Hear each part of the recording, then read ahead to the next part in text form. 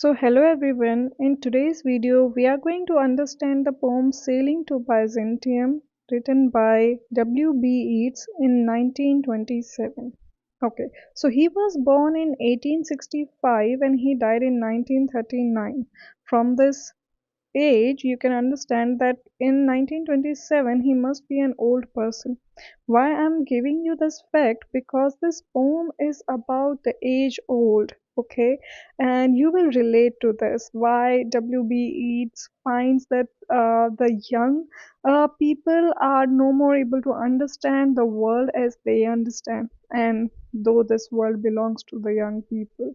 Okay, don't worry. I'm going to explain you the whole idea behind this very beautiful poem in detail. So, first of all, let us understand the title, Sailing to Byzantium. Now, you must be thinking that in this poem there must be some voyage happening, right? There must be some sea people going to some island named Byzantium. No, you see, this Byzantium, it's an imaginary world, okay? Not world, actually, a place on the earth which is imagined by W.B. Yeats, but it is also an old Roman Empire. Okay, Byzantium, you can say it's the current is Istanbul, Turkey area, but earlier this place was there in Roman Empire. Okay, it is no more known by the same name. So why WB Yeats is saying that we are sailing to Byzantium? Why he wants to go to this place? Because this place is a symbol of uh, unaging. Okay, unaging art. Okay, and beauty and monuments. So what does this word means? That means here whatever is the true art that will never die.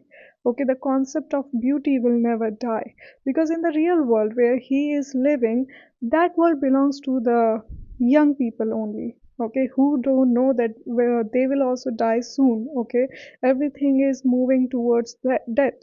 So that is why he wants to go to this place where even the old people are like recognized and they are valued. Okay, so I hope you understood a little bit about the title now. So now we will start reading the poem, and line by line we will understand the meaning of each sentence here. That is no country for old men, the young in one another's arms, birds in the trees. The poet wants to say that this place where I'm living right now, the modern physical world, it is not made for old men. Okay, we don't see old men here being celebrated. We see young people in each other's arms. They are enjoying their life. The birds are singing in the trees, and we see that love is celebrated. Young people is celebrated. But this country is definitely not made for old men. Okay, so those dying generations, even though these people are young right now, but they are slowly moving towards their death.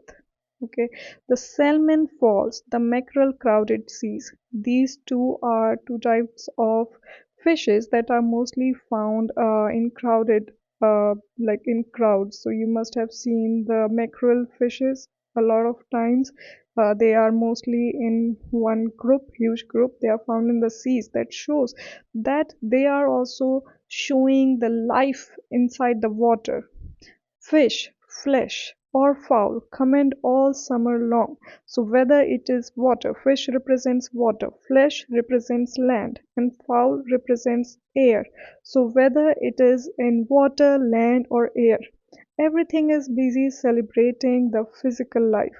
Okay, whatever is begotten. Begotten means whatever is reproduced. Whatever is reproduced or born, it is eventually supposed to die. Okay, everything is slowly moving towards their death. Caught in that sensual music, all neglect monuments of unaging intellect. It means that everything is celebrating the sensual music, the love, beauty, romance, but they are neglecting the monuments of unaging intellect. That means something that cannot die. These people are ignoring the art, the philosophy, and wisdom, which cannot die. It will remain as it is. Okay, these things cannot die. Now let's understand the second stanza. An aged man is but a paltry thing, a tattered coat upon a stick. Now, in these first two lines, the poet is comparing an aged man with a paltry thing. Paltry means something useless or worthless, okay, or worthless. Just like a tattered coat upon a stick. So you must have seen the scarecrow, right? And the scarecrow is wearing this very teary cloth. So that is a tattered coat, okay? Something that is worn and torn from everywhere and that cannot be worn by humans. So that is why this coat is completely useless. Just like that, the aged man is also like a tattered coat upon a stick. Okay, so stick is his body. So unless soul clap its hand and sing, that means this aged man can be celebrated if his soul will become more lively and joyful and more active. And how it can be done? So it can sing louder for every tatter in its mortal dress. So it can do that by being spiritually more enlightened. Okay, so it needs to enlighten itself philosophically and artfully and more spiritually. Okay, so with every decline in its mortal dress means its body. Okay, so this is body. So for every tatter, like whenever he's growing more and more older, he needs to become more and more spiritually strong. Okay, nor is there singing school, but studying monuments of its own magnificence. That means that he cannot be spiritually stronger or he cannot get spiritual growth just by enrolling himself in a basic regular education. Okay, he needs to involve himself in the monuments which are basically more inclined towards art, religion, philosophy, cultural things. Okay, the great ideas. And therefore I have sailed the seas and come to the holy city of Byzantium. So at the end, the poet is again saying that since I know that the place where I'm living in, it doesn't belong to the old age men. Okay, and the old men cannot have the spiritual growth over here. That's why I also want to sail to Byzantium, okay, which is an imaginary place. Okay, so the next passage is, O sages standing in the gods' holy fire, as in the gold mosaic of a wall. In this first line, O sages means the saints.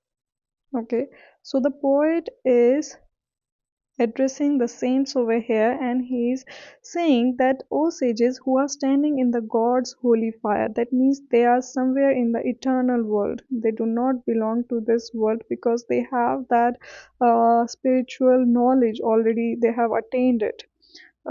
As in the gold mosaic of a wall. So you must have seen the gold designs being made on the walls, which are timeless, right? These type of designs were found in the Byzantium city. Okay, so the poet is reminding us of the timelessness. Okay, something that doesn't change, something that remains as it is forever.